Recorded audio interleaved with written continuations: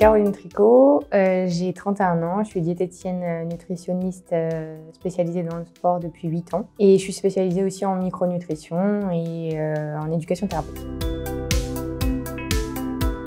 Et la prise en charge du patient, qu'il soit à l'hôpital, soit en libéral, donc d'une population spécifique, que ce soit les femmes enceintes, les sportifs, les personnes âgées, de manière globale, donc ça prend en compte tout son mode de vie et c'est répondre à son besoin spécifique via l'alimentation. J'ai découvert ce métier quand j'étais judokate parce que autour de moi j'ai eu beaucoup de troubles du comportement alimentaire. J'ai voulu me renseigner, savoir comment on pouvait aider ces personnes quand on voit des amis qui partent à l'hôpital et on les revoit plus. En tant que sportif, ça marque un petit peu. Donc j'ai voulu comprendre et c'est là que j'ai découvert le métier de diététicienne et j'ai voulu faire ça plus tard. Alors pour être diététicienne nutritionniste, il faut le BTS diététique.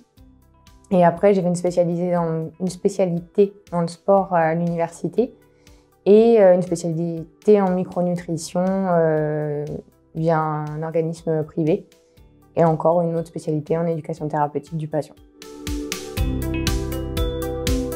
Libéral, je dirais que c'est la comptabilité. On n'est pas du tout formé à ça. On est formé à la comptabilité en entreprise et ça surprend quand on doit gérer tout ça. Et aussi l'attitude de certains patients. On n'est pas préparé vraiment à la psychologie. Donc des fois, ça marque un petit peu. Et en clinique, je dirais que c'est l'aspect communication avec les médecins qui peut être difficile quand on n'a pas l'habitude en fait, de travailler avec eux. Au quotidien, ce serait le fait que beaucoup de gens banalisent l'alimentation, la diététique, et que d'autres professions annexes la banalisent encore plus et se permettent de la mettre dans leur quotidien. Je pense forcément aux coachs sportifs, puisqu'il y en a beaucoup qui le mettent en place sans diplôme. Et c'est quelque chose que nous, en tant que diète, on ne se permet pas, diète sport, on ne se permet pas de faire des programmes sportifs si on n'a pas la spécialisation. Donc c'est cet aspect-là qui est difficile à gérer. Généralement, on démarre à 1004 net et l'évolution, elle est très faible. Il n'y a pas beaucoup d'évolution. En libéral, ça dépend d'où on travaille. Par exemple, en région parisienne, une consultation diététique, ça peut aller jusqu'à 100 € au bilan. Et autre, on est plus du 65-50 €. Déjà s'accrocher, parce qu'il y a 23% de réussite nationale.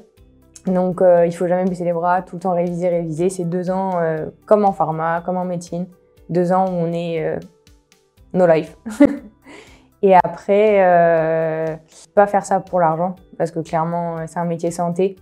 Donc si on n'a pas envie d'aider les gens, ça sert à rien, je pense. Et autre chose, se spécialiser rapidement aussi. Donc moi, je me suis rapidement spécialisée dans le sport, mais il y a beaucoup d'autres spécialités. Il y a la pédiatrie aussi qui est très intéressante, donc avec tout ce qui touche aux femmes enceintes. Et les troubles du comportement alimentaire également, l'oncologie. Voilà.